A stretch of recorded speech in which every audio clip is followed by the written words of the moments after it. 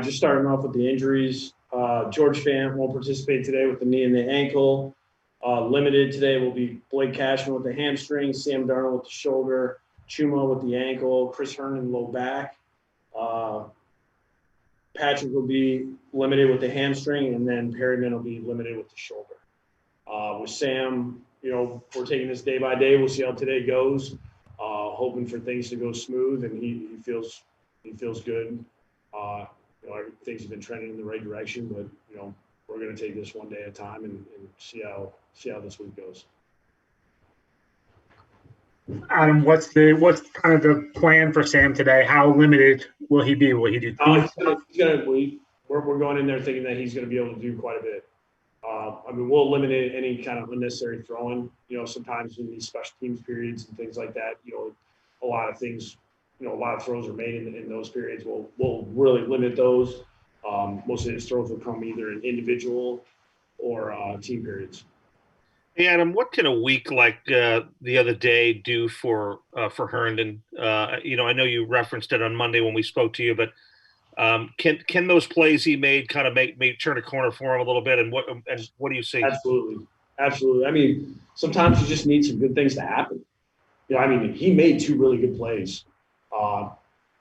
It's just keep giving him those opportunities. Just see if we can keep building on them. There's been a lot of positive things that are just kind of go unnoticed. There's been some routes where I've been really excited when I see him run the route, and I'm going, man, that was perfect, and the ball just didn't go to him. There was a couple opportunities this last game where we had the right coverage for what we wanted, and he starts running the route. We got him on a linebacker, and I'm thinking this is going to be a big play.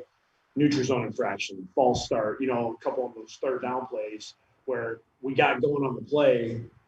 Everything's were looking good, but then it got shut down. What kind of interaction do you have with him to try to encourage him? Just describe kind of what did you say anything to him after this game? Yeah, I don't know I don't know how much interaction you guys have had with him over the last 3 years. He doesn't say a whole bunch. Anytime I talk to him, I'm probably doing more of the talking than he is. He just he's always positive though. He's, hey, I'm good. I promise you I'm good. I'm looking to make plays. I'm looking to do the right things. We just gotta keep going. We just gotta keep trying to get him to make plays and put him in the right position, and hopefully just keep building his confidence. With that touchdown, is that just one more thing? I'm sorry, I don't mean to dominate here, but with that touchdown, is that just kind of the plays he made? It's fair to say that's what you've envisioned from the moment you've been talking to us in training camp, isn't it? Yeah, because in this offense, the slot and the tight end are huge roles. Because the way NFL defenses play nowadays, if you can single up the tight end, it just undresses everything that a defense is trying to do. Man zone. You matchup wise, usually your tight end, if you have an athletic tight end that can get open one-on-one, he's going to beat a linebacker or safety. When the teams play zone and you can hit seam routes and go over the top like we did this last game, that's what you want a tight end to be able to do. It can open up so many things from so many different guys when your tight end is really productive. Adam, one of the this might be a little weird of a question, but one of the things that you mentioned and Sam mentioned the other day was the fact that it'll come down to, can he take a hit? Like if he gets hit, how do you even kind of determine that? Like, is there something you guys can do, or? I'm asking the same question you're asking. I'm asking those same questions. I'm talking to him about it. I'm talking to the trainers about it. We're talking to Joe D about it. The rest of the coaching staff just kind of be like, how do we really know?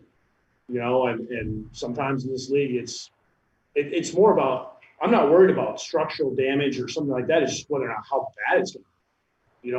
Is he going to be able to recover if he gets hit and he gets driven to the ground? Is that pain going to be so much where he can't go anymore? Because that's the last thing we're going to have happen this first series of the game. That happens, and all of a sudden, now we got an issue. So we just got to keep talking through it. We got to see how he feels. Hopefully when we go out today, he feels really good and throwing it around, and we'll keep talking through this.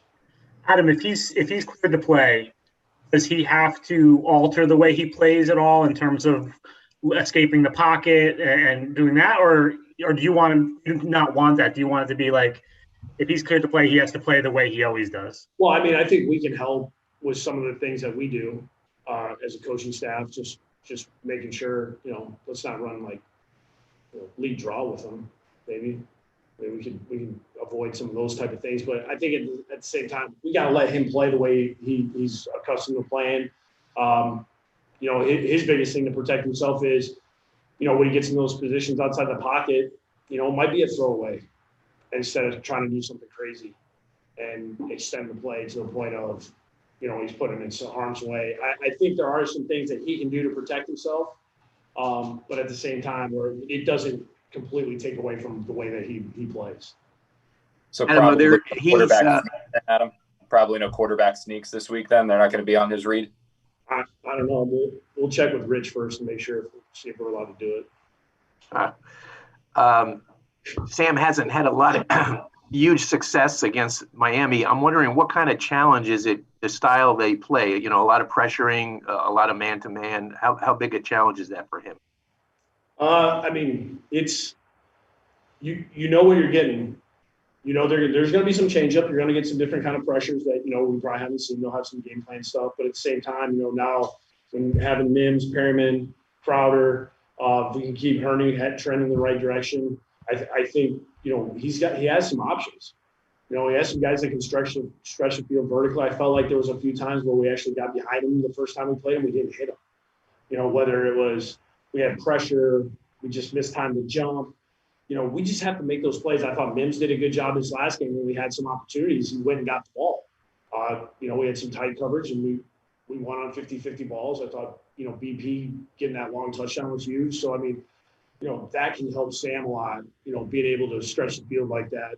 But we have to make those plays. We have to understand when they're pressuring. We got to get rid of the ball. We got to make sure we do a good job on our protection schemes. It's a challenge for sure. But I do think Sam has grown a lot since, especially last year, where we saw the amount of zero and pressures that we saw, to where he sees things. It's like anything else. The more you see stuff, the better you get at it. Now, for a guy like Mims, he's going to see a lot of man-to-man, and they have two really good corners. So what are you going to learn about Denzel this week coming out of this game? Yeah, I mean, I think almost every team that we've gone against so far since he's been playing has challenged him quite a bit. He's had some releases where we definitely have to get fixed, where he's gotten shut down, whether it be at the line of scrimmage or tied up down the field, not getting as far as we need him to. But he's also had some really good plays where he's had good releases, good job attacking the football, good job of even though he's guys all over him, he's still catching the ball and coming down with it. I get excited when I see certain things on Sunday and I see how he's progressing and the questions he asks and the things that he tries to do at practice. I get excited to just see how this kid's going to keep growing. Adam, will Dow keep calling the plays? Yeah. What do you think of the perception that it's really you? Like the way CBS was talking, they said it was you. And well, it's I'm sending things in. It's more a situation that I can help in some of the situation stuff. When there's certain things where he's like, hey, take a look at some of these third down situations, and I'm able to call a couple of those or some 2-minute stuff. Like, it's like, I enjoy doing that. I mean, the fact that like he like we can work like that. I mean, I think that's unique, and it's fun that we're able to work like that. We'll take a few more for Coach. Adam, 2 more roughing the passer penalties Sunday. One maybe questionable. The other one was kind of ridiculous. What do you chalk up all of the? I think you guys have 12 now. I mean, what do you chalk that up to? That's a tough one to answer, Brian. I mean, it's frustrating for sure. I do think when you have a game like we had against Denver, we're going to get 2 flags coming off the bus. Like we put ourselves in that position. That game alone has, the officials are looking at us. They probably scout us just like we scout them. They're like, hey, these guys got a lot of roughing the passer. So, every little thing, it probably looks worse than what it is. And, the only way that we change this is we have to be very conscious. We have to do a good job. We got to keep talking about it. We got to get through games without having roughing the passers. Got to stay away from the quarterback's head. That's the number one thing. We got to lower our strike zone. We got to stay in the frame that we're allowed to stay in. We got to stay away from the head of the Adam, it's a little bit out of left field, but with regard to Foley Fatukasi, can you talk a little bit about what you've seen in his development the last 2 years, and maybe, what it is that I think you kind of have a liking to him to some degree with his background and whatnot?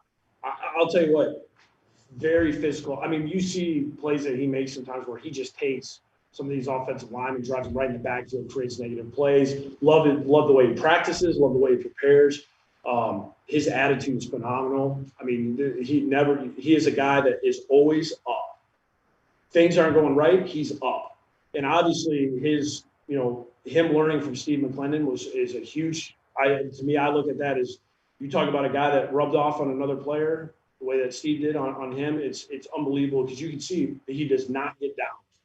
He refuses to let other guys get down. He's always bringing life to the party. He's always making sure that guys are doing things the right way. You can see he's trying to become somebody that guys can look up to and say, hey, that's how I need to do things. And just seeing how he works to improve every day out on the practice field has been, he's done a great job.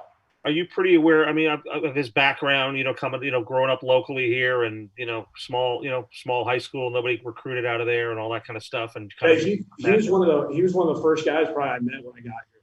He was probably one of the first people that actually came and talked to me and kind of went through it, about, being here and kind of how the whole recruiting process went with him. I didn't know much about him, sometimes when, you get to, later in the draft, sometimes it's a different style. Everybody's got a different style. We had a different style when I was in Miami than when we were playing here on defense. So, he wasn't a guy that we were really looking at. And to learn about him and to see, what he's all about, I've been impressed. Adam, just Herndon in the back, how he's limited, but how serious is that injury? Yeah. What is that? Yeah, that's a hard one for me to say. We put him on there. He had some tightness Tuesday, so we're probably being precautious a little bit.